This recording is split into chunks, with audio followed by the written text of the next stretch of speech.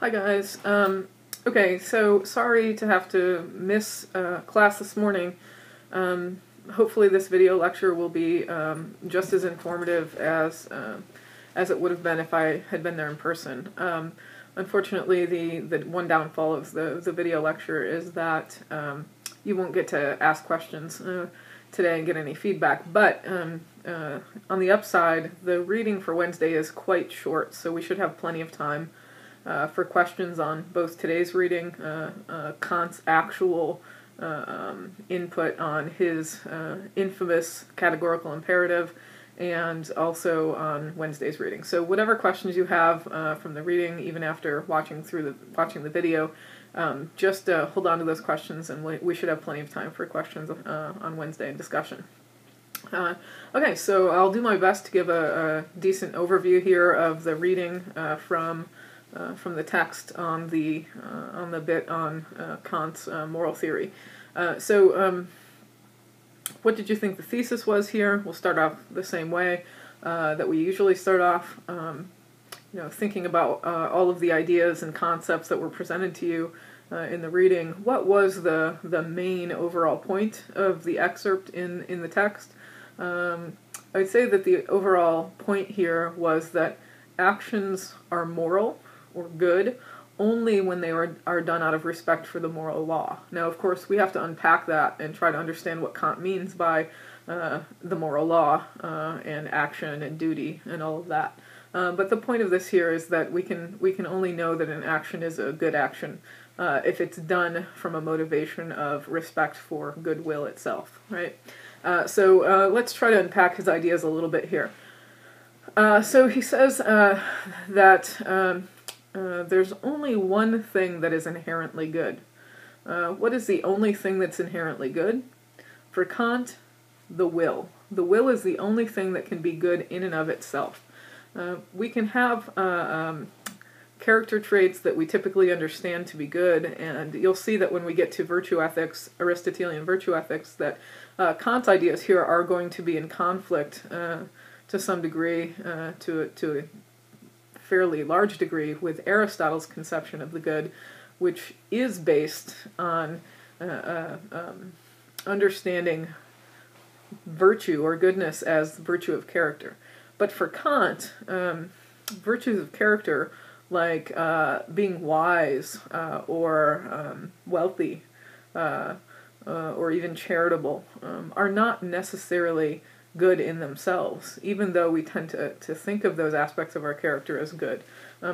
We can't understand them as inherently good. They can't be good without limitation, on Kant's view, since they can't be exercised always out of goodwill. So good character traits depend always on a good will, because if someone has a bad will, wills out of a negative place, wills not out of a good place, then we can't consider those character traits good. For example, imagine a thief, a professional thief, who is quite smart, wildly intelligent. We would normally say that intelligence is a good character trait, right?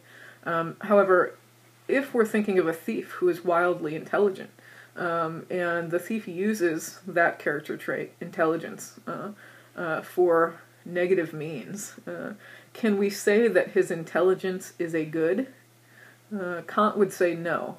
We cannot say that intelligence or other character traits that we often think of as positive or good character traits are good in and of themselves. In order to be good, something has to be done out of goodwill. Right? So for that reason, the will is the only thing that's good in itself, that is inherently good.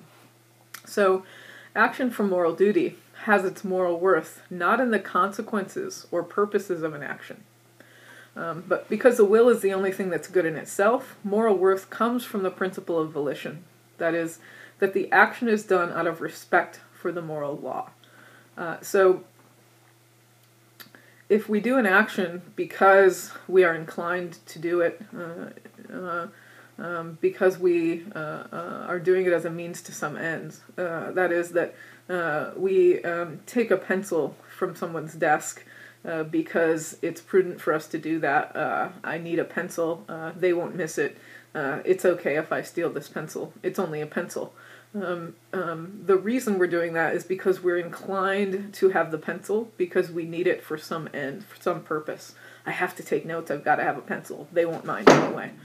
So stealing a pencil off someone's desk is not going to be done out of goodwill, right? It's going to be done out of prudence or some inclination as a means to an end. So for Kant, moral duty is the necessity, it's an obligation, it's the necessity of an action strictly out of respect for the moral law. So an outcome or consequence of an action can't be the object of respect. I can't perform some action because of the consequences or the outcome that will result from that action. I can have an inclination towards the consequences. I can want to steal the pencil. I can have an inclination to steal the pencil because it will behoove me. It will get me what I want. It will allow me to take notes so that I can do well in the class, so that I can get an A, so that I can graduate with honors, so that I can get a good job, etc., etc. So these actions are done only out of inclination towards some consequence. They're not done out of respect for the moral law. That is, they're not done out of goodwill alone. So an action from moral duty requires us to set aside our inclinations towards particular consequences in order to act in accordance with the moral law only from a motive of respect for the moral law. That is, out of the principle of volition. So the principle of volition simply states that we ought to do something only from a motive of respect for the moral law. That is, because it's good. That is, because we're willing to do that which is good and right. Not because we're inclined to do it towards some mean or outcome or consequence. Right? Kant says that the moral law can only occur in a rational being because it's the determining ground of the will.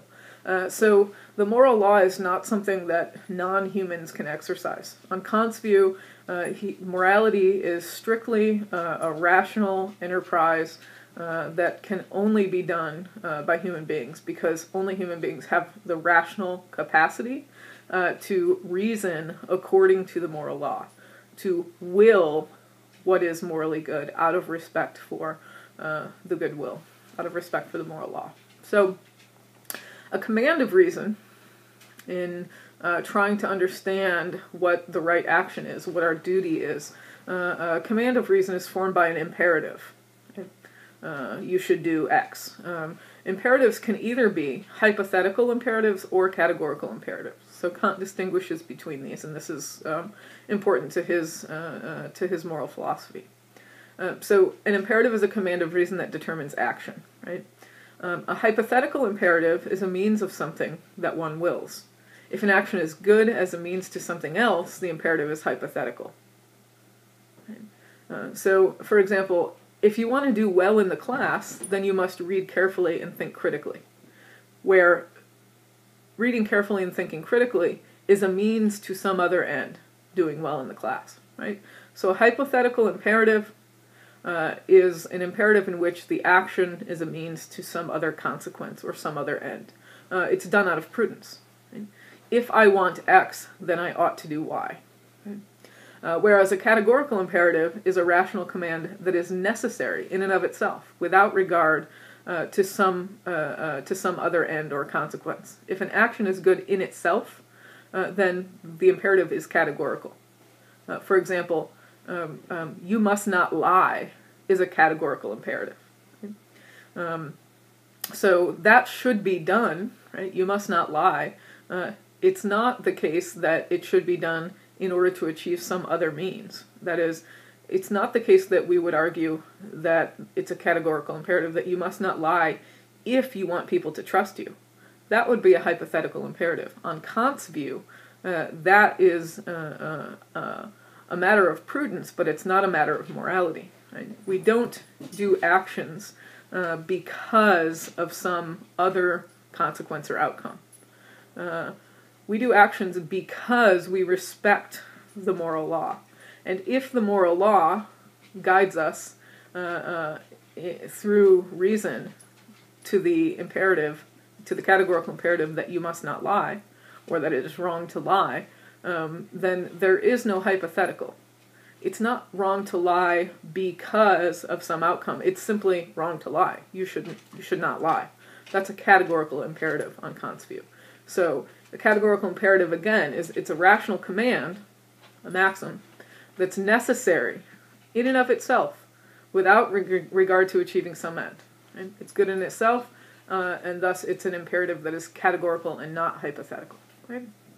So one who is prudent is skilled in the practice of acting in such a way as to acquire happiness, that is, knowing by what means to achieve one's desired ends. Again, pay attention here because there's a contrast with Aristotle's virtue ethics. We've mentioned a little bit about Aristotle's notion of eudaimonia, which came up in some of the previous readings. And remember, eudaimonia is happiness, but it doesn't mean happiness in the sense of being in a good mood, or enjoying oneself, or having fun. For Aristotle, happiness meant human flourishing. But Kant sees morality in a much different way. It's not about human flourishing or having a virtuous character per se, having character traits that we deem virtuous.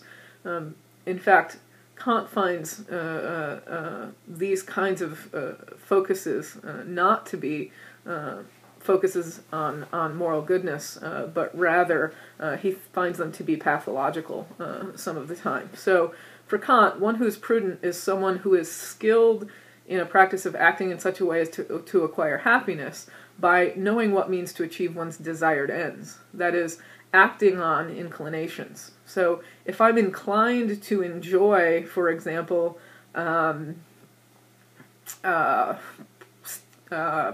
having nice things, then I might act in such a way as to achieve nice things so that I can have nice things, but that's not a moral form of reasoning, right? It's a prudential form of reasoning. I'm saying, if I want to have nice things, I must work hard. If I want to have nice things, I must earn a lot of money. If I want to have nice things, I must be kind to others, or something like that. Those are hypothetical imperatives that allow us to be prudent, but prudence is not morality, right? So achieving happiness depends upon the capability to follow hypothetical imperatives, not on the ability to follow categorical imperatives. But morality, on the other hand, depends, for Kant, upon following the categorical imperative. So in the reading then, Kant suggests or asks of us how it is that a moral imperative is possible. How is it that we can know what is categorically imperative for us to do? How do we know that we should not lie, for example, or that we should not steal? If these imperatives are not hypothetical, right, but merely categorical, how can we come to know what these are, and how is it that these moral imperatives are possible? So what Kant has said already is that the will is the only thing that is good in itself. So when we're following a categorical imperative, we know that the will ought to be determined solely out of respect for the moral law and not out of respect for inclination towards some consequences or end. So, for example, we ought to not lie simply because we respect the moral law. We shouldn't not lie because we're afraid of approbation. We're afraid of people finding out that we lied. We're afraid of people thinking badly of us. We're afraid of getting caught. The categorical imperative, you should not lie, is determined simply because we respect the moral law. Now, Kant admits that it's difficult to know one's motivations, possibly impossible sometimes to know what motivates us, whether we've been motivated by the moral law or not. As he says in this reading, we can't prove the non-existence of a cause. That is, we can't prove that we aren't inclined in some way not to lie in some particular instance. So for this reason, he claims that the categorical imperative is a pragmatic principle. So any proposed maxim, where a maxim is simply a statement stating some proposed action. I should make a false promise if it behooves me, or something like that. I should lie to my mother if it helps me to have a fun weekend. What have you. Any maxim that you're trying to test out to see whether or not some action is moral, right? So any proposed maxim must be in conformity with the law, and it is this conformity which supplies the necessity of the law as universally categorical. So there's only one single categorical imperative for Kant, and the imperative is the categorical imperative. And the categorical imperative, in its original formulation, there are actually 4 formulations. We'll look just at 2 from this reading. But the original formulation says, act only in accordance with that maxim through which you can at the same time will that it become a universal law. Right? So the moral law requires duties of ourselves and duties of others, including perfect and imperfect duties. We'll get to that in a second. I want to flesh out the categorical imperative just a bit. So act only in accordance with that maxim through which you can at the same time will that it become a universal law. What does that mean? That means for any maxim, right, imagine you bump up against some situation where you're not sure what is good. What is the good or right action? Say, I don't know if it's right for me to, I don't know, call in sick to work. Right?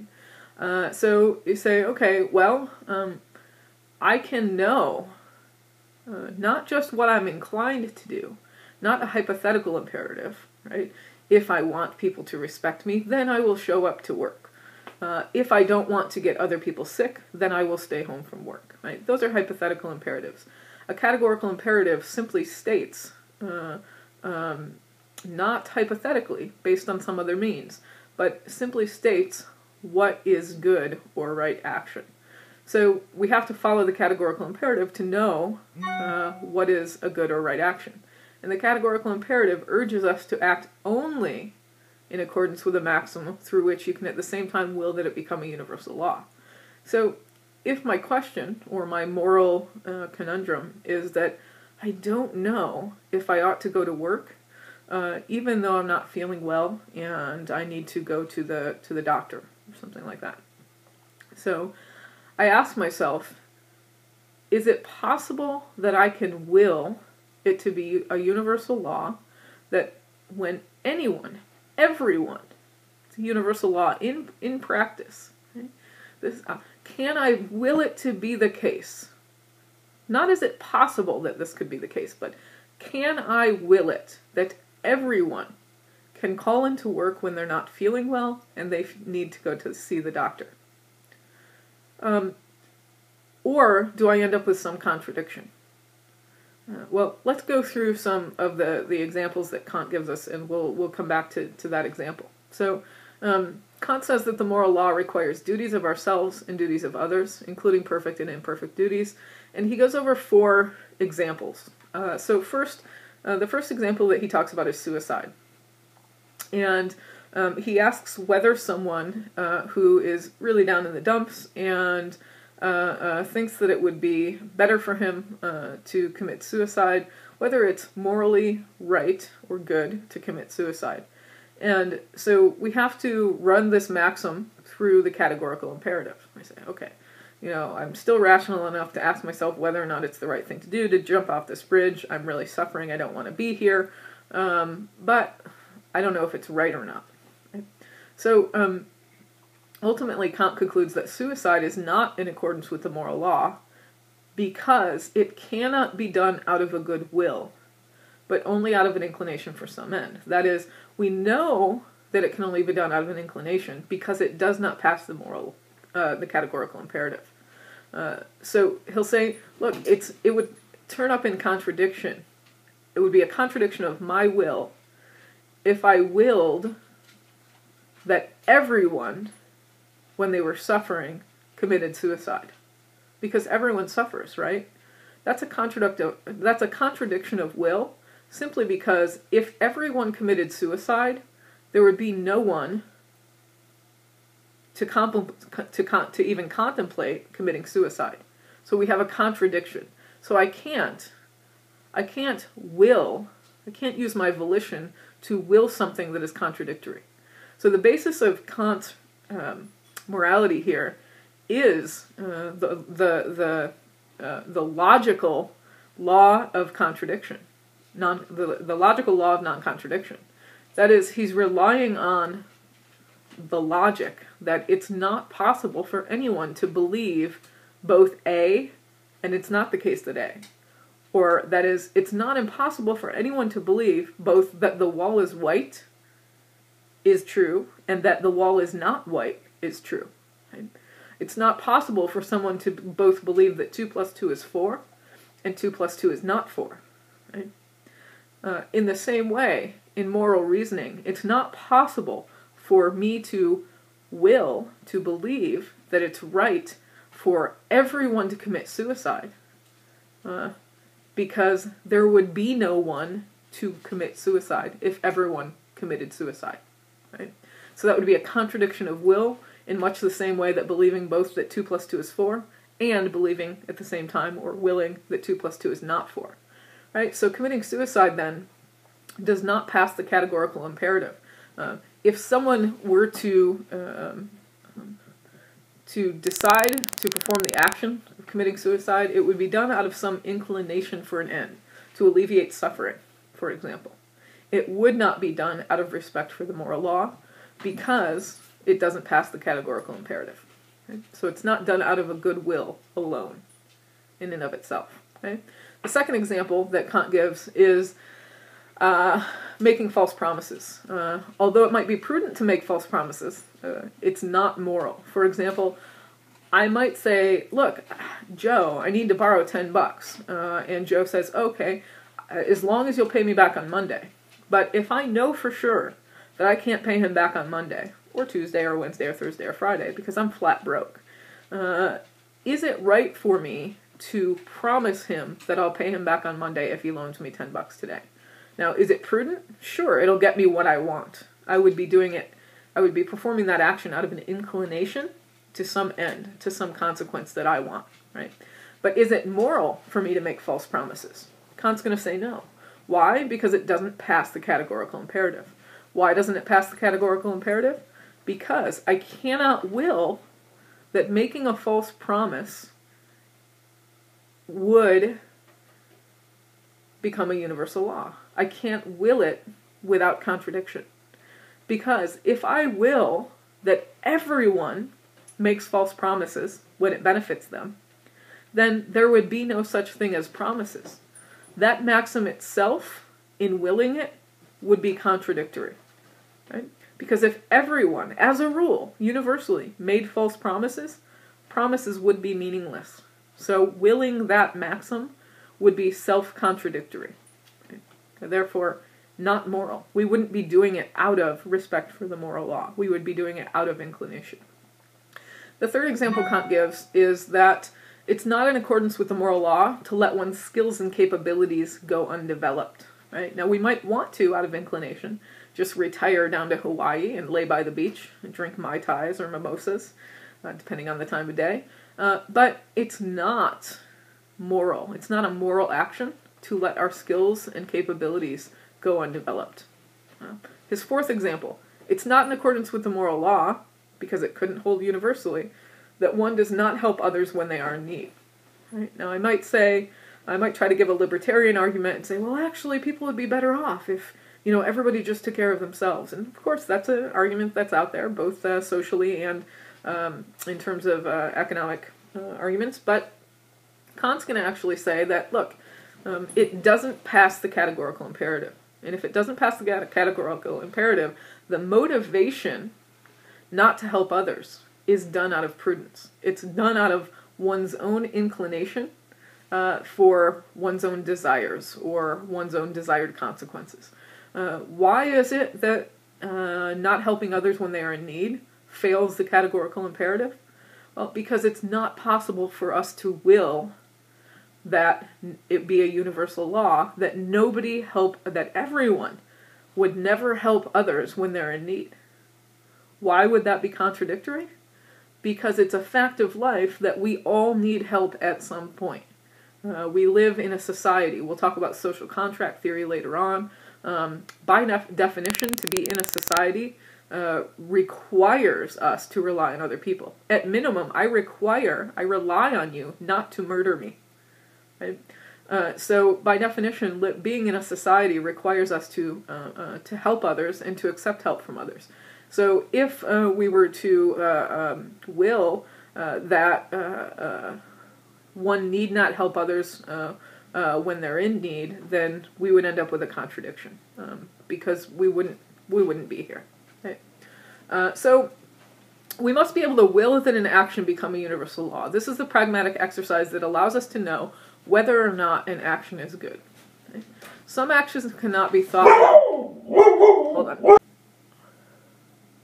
Okay, sorry about that. So some actions cannot be thought without contradiction, let alone willed into existence as a universal law, wherein the will would contradict itself. So, for example, I cannot both will that I make a false promise and that it become a universal law that everyone makes false promises, since promises would no longer exist. This is a contradiction of the will. Similarly, my example about my own conundrum, should I call into work being that I need to go to the doctor, or is that only some action that I want to do out of inclination or prudence to make myself happy, to acquire some consequences or end that I desire? Or is it moral? Is it good? Would I be acting out of respect for the moral law by calling into work? So I would have to run that through the categorical imperative, which says act only in accordance with that maxim, through which you can at the same time will that it become a universal law. So can I will that it become a universal law when people are sick and need to have tests done, that they not go into work? Or is that contradictory in some way? Would I be willing a contradiction if I willed that? I don't think I'd be willing a contradiction if I willed that when people are seriously ill and have been advised to have tests done, that they ought to go and have those tests done rather than go into work. Passes the categorical imperative, on my view, is perfectly moral, is a perfectly moral action done out of respect for the moral law. Right? Now, when we transgress a law, it's not because we actually will that it become universal law, but because we have an inclination to make an exception for ourselves. For example, when I steal the pencil off someone's desk, I don't steal the pencil because I will that it become a universal law that everyone steals pencils. When I actually do that transgression, I transgress the law because I have an inclination to make an exception.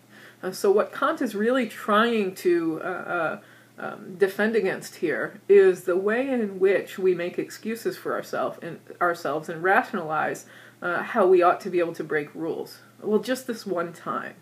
Right? But he's going to say, nope, if you're doing some action as an exception, then you are doing that action in such a way that you're breaking the moral law. You're not acting out of respect for the moral law. You're not acting out of goodwill. You might be able to make excuses for it, rationalize it, make it seem okay, but really you're acting out of inclination and thus not out of a sense of respect for the moral law. So if all maxims are weighed from the point of some objective view of reason, we would find a contradiction in our will when we transgress such moral laws. So human beings exist as ends in themselves, not merely as means to other wills. Kant's categorical imperative, as I said, has 4 formulations. We talked about one, the universal formulation. We'll also talk about the humanity formulation. And that is this, that the humanity formulation is just another way of stating the categorical imperative. It's not a second imperative. It's just a second way of understanding the imperative. And it goes something like this. Act so that you treat humanity, whether in yourself or in others, as ends in themselves, never as mere means. And by humanity, he's talking only of rational beings. Right? So human beings act so that you treat humanity, whether you're in yourself or in others, as ends in themselves, never as mere means. So, for example, does that mean that I can't, if I own a small business, that I can't have employees because I would be treating them as ends? No, not unless I treat them could I not have employees since I'm treating them as means to my ends? That is, I'm paying them some hourly wage in order to make a profit on my business. That's capitalism, right? Is that morally wrong? On Kant's view, it's morally wrong if we treat our employees only as means, merely as means, and not also at the same time as ends in themselves. So long as we respect people as beings, as ends in themselves, and never as mere means to our own ends, then we're acting out of respect for the moral law. So the categorical imperative is an objective principle, since the grounds of the principle are that rational nature exists as an end in itself, and not as a means for some other end. Right? Okay, so this is an overview of the little excerpt of Kant's moral theory. There's a great deal more, of course, as you might imagine, to it. But this is the excerpt that we got in the textbook. So we'll talk a little bit more about this on Wednesday. So if you still have questions about certain concepts or how this theory works, be sure to bring those on Wednesday, and I'll see you then.